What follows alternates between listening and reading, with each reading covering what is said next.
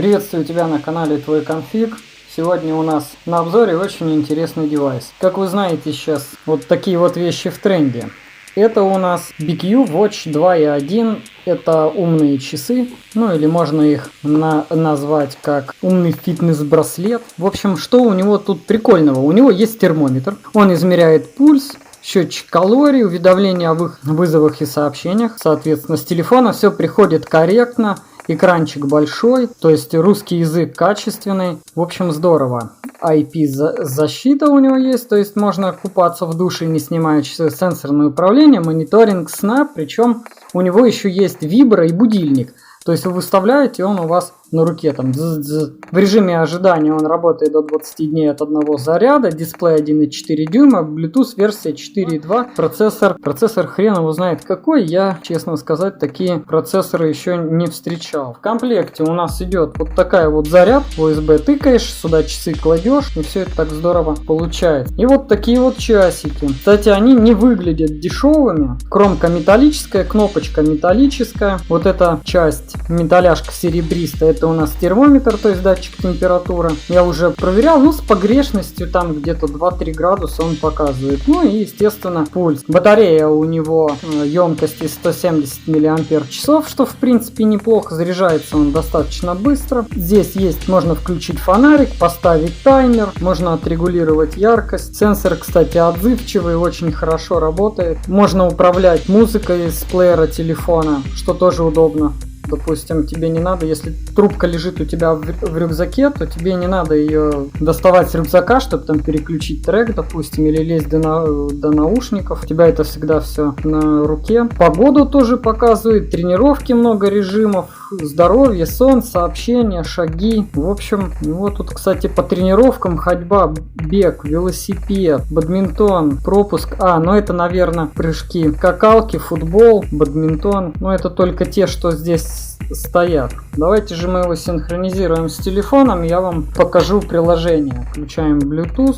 Первые разы он, конечно, тут что-то мучился, не знаю, с чем это было связано, а потом как-то все быстренько стало у него происходить, он стал подключаться, но он сейчас что-то опять, видите, тупит. Ну давай, дружок, ты чего? Кстати, производитель у них поклеил сразу защитную пленочку на экран, что тоже приятно. Браслетик такой soft touch пластик, приятненький.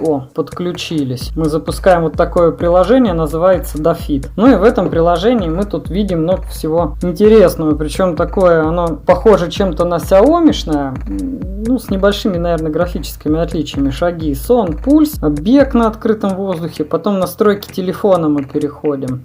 Здесь находишь трубку, да, там подключить, он подключает циферблаты. Говорили в обзорах, что их мало, что их вот раз, два, три всего, ничего подобного. Ребят, их тут дофигища. Но вот почему-то через их приложение он не всегда подгружает. Я не знаю, с чем это связано. Такой вот какой-то туп у них есть. А через какое-то время уведомления мы тут сами можем настраивать. Телефон, сообщения, Facebook, Twitter, WhatsApp, Skype, Instagram, Line, Kakao Talk, WeChat даже есть. Ну, то есть, если вы в Китае будете там. И другие. Там вообще их просто дофигища. Будильники тоже можно выставить. Камерой можно управлять. Там можно, вон, видите, появился значок камеры. Потом, что у нас есть? В настройках еще формат времени 24 часа. Вот, видите, прогрузился. Причем вот эту с космонавтом чудиковским и вот этот я пробовал сколько раз ставить, он просто виснут часы и как бы что-то у них не очень, или им не очень хочется почему-то эту картинку загружать. Вот могу продемонстрировать. Нажимаю загрузку дополнительного циферблата. Вот на часах загорелось обновление. Вот, видите, такая вот. По идее, если он грузится, сразу должна идти полоска. Но вот сейчас пройдет какое-то время, и он просто напишет перезагрузите, либо сбросьте. Вот. А нет, смотрите-ка, пошла 1%, 2%. Ну,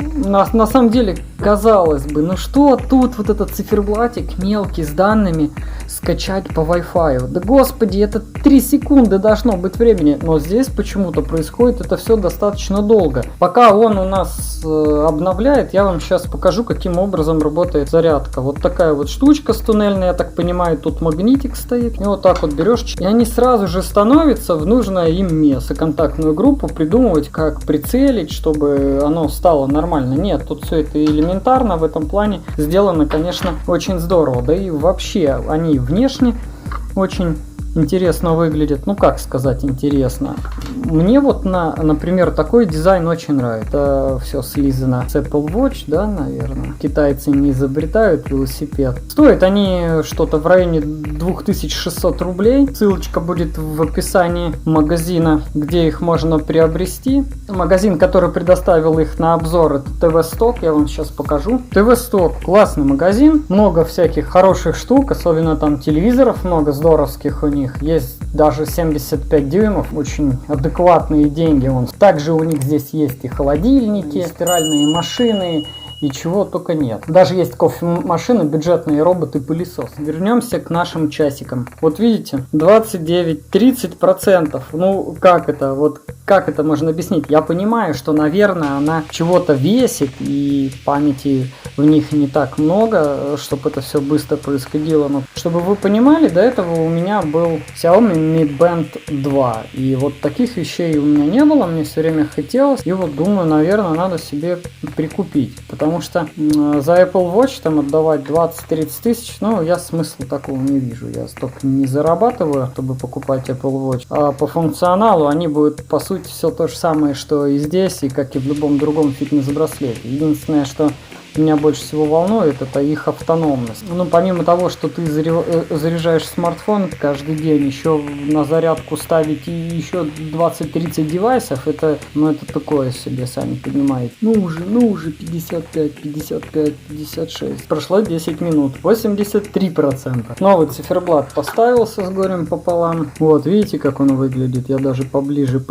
поднесу. Такой маленький космонавт. И, кстати, экранчик достаточно четкий. Разрешение у него, по-моему, 240 на 240, ну или что-то такое. То есть картинку он отображает очень хорошо и прям очень приятно все смотрится, и цвета приятные. Давайте же посмотрим, как он измеряет пульс. 105. Но это он брешет. Какие у меня 105? У меня обычно больше 80 не поднимается. Хотя, может быть, он сейчас погрешность, конечно, есть. По-любому у всех таких приборов. Ну вот 83, в принципе, так оно и есть. У меня она от 80-85. Ну, давайте попробуем вот термометр. Вот это тоже достаточно интересная тема. Я, честно сказать, так и не понял, как он меряет и меряет ли он вообще. То есть вот сейчас он какую-то температуру показывает 33,9, а там 36,5. Что это значит? Наверное, надо было глянуть все-таки инструкцию.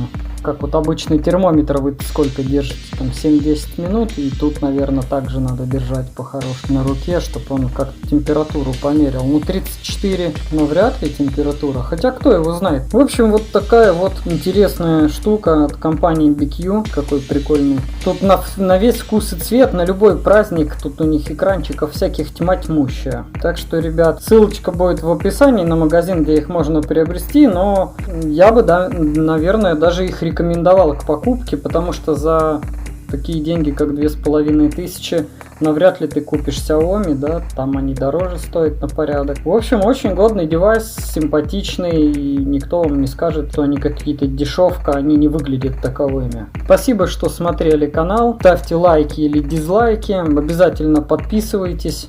Делитесь роликом с друзьями. И не забывайте переходить по ссылочке и приобретать какие-либо товары у ребят, которые дают годные девайсы на обзоры. Тем самым вы помогаете мне.